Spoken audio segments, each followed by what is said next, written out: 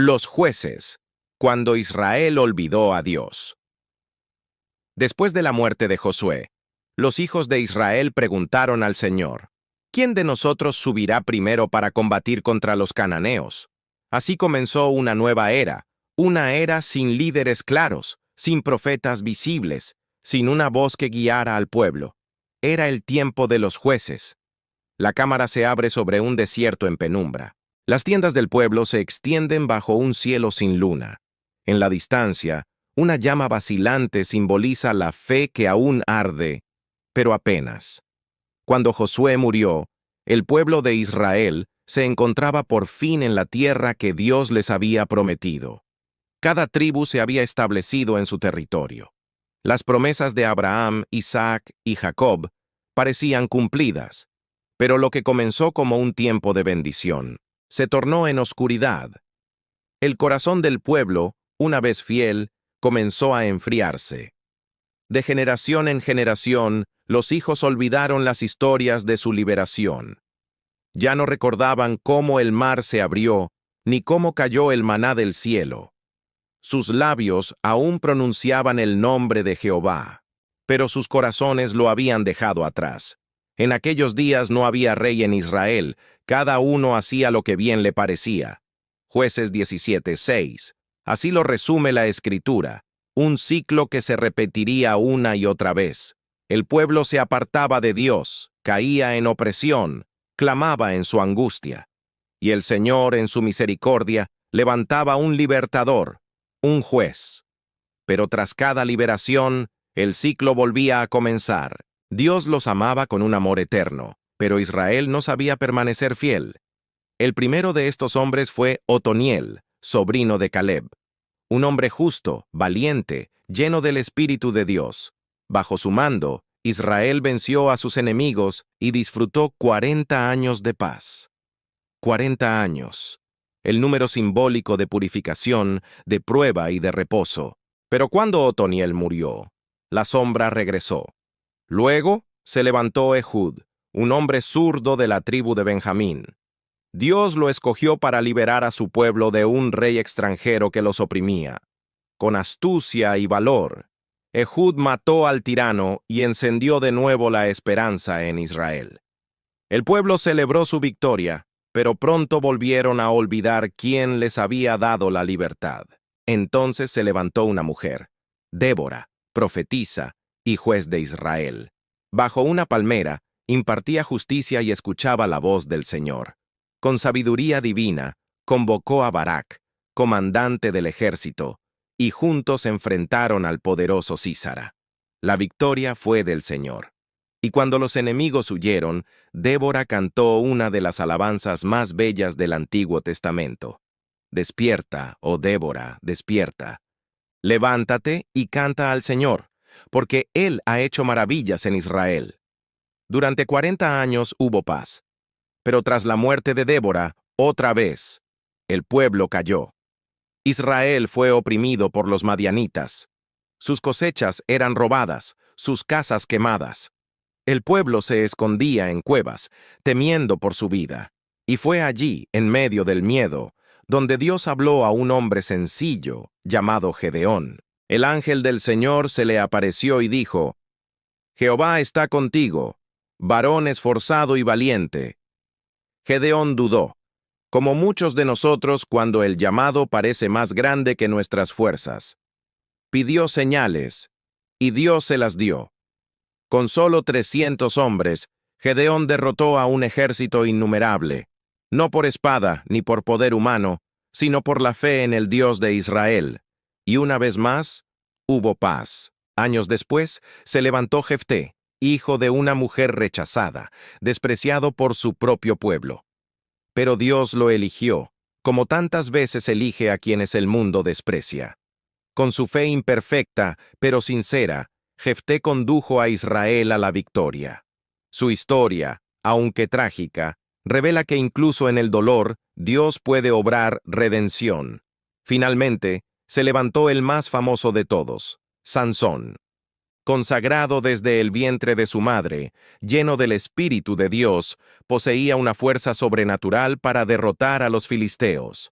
Pero su debilidad no fue la espada, sino su corazón.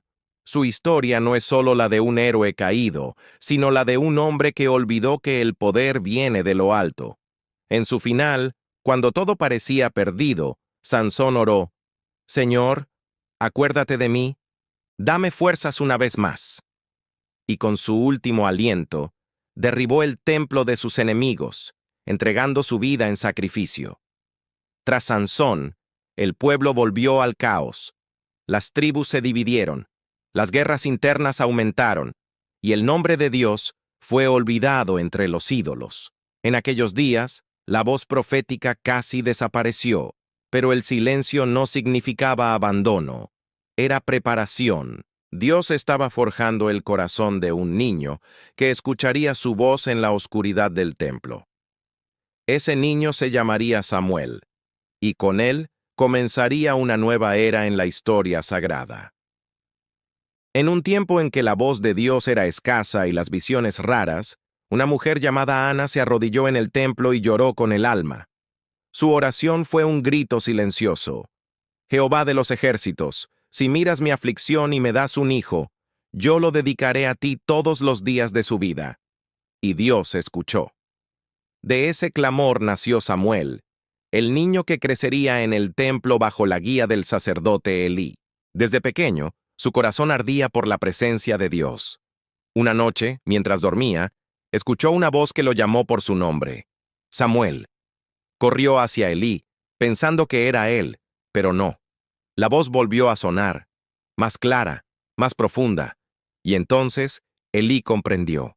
Era la voz de Dios. «Habla, Señor», respondió Samuel, «que tu siervo escucha». Y desde ese día, la palabra del Señor nunca más faltó en Israel.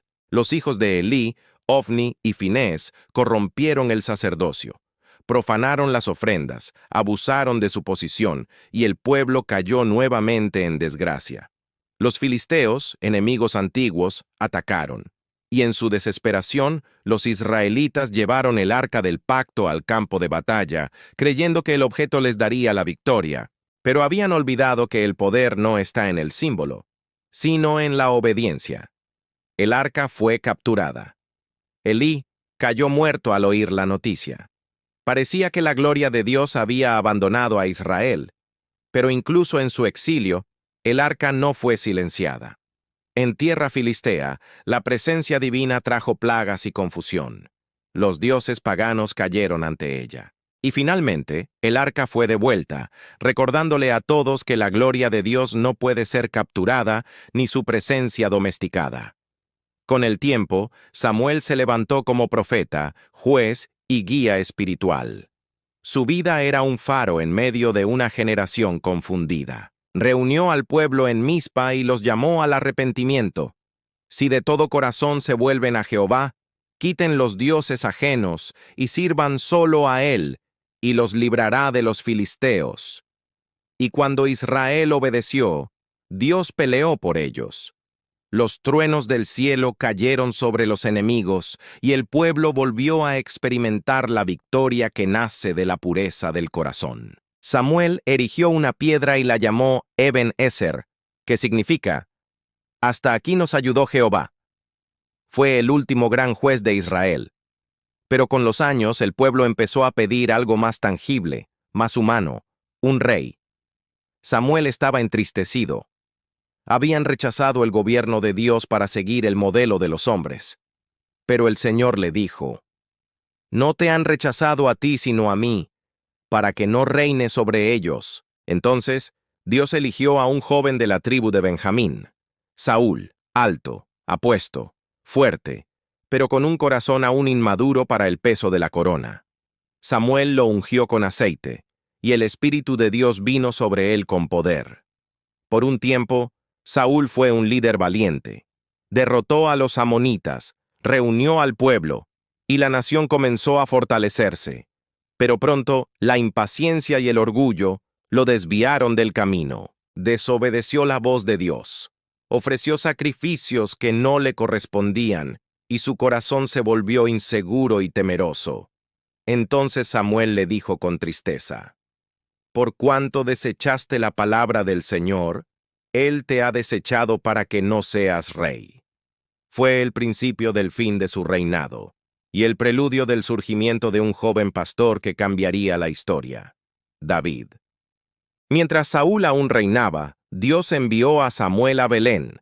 Allí, entre los hijos de Isaí, encontró a un joven de manos callosas y mirada pura. El Señor dijo: No mires su apariencia ni su estatura, porque el hombre mira lo que está delante de sus ojos, pero Jehová mira el corazón. Samuel vertió el aceite sobre la cabeza de David, y el Espíritu de Dios descendió sobre él con fuerza. David volvió al campo, al pastoreo, sin saber que su destino estaba entretejido con las promesas eternas. Su música calmaba tormentas, su fe movía montañas, y su humildad lo preparaba para un trono que aún no existía en sus manos, pero sí en el corazón de Dios. El espíritu de Saúl comenzó a oscurecerse. La envidia lo devoró cuando escuchó al pueblo cantar. Saúl mató a sus 1000 y David a sus 10,000. Intentó matarlo. Persiguió su sombra en desiertos y cavernas, pero David nunca levantó su mano contra el ungido del Señor.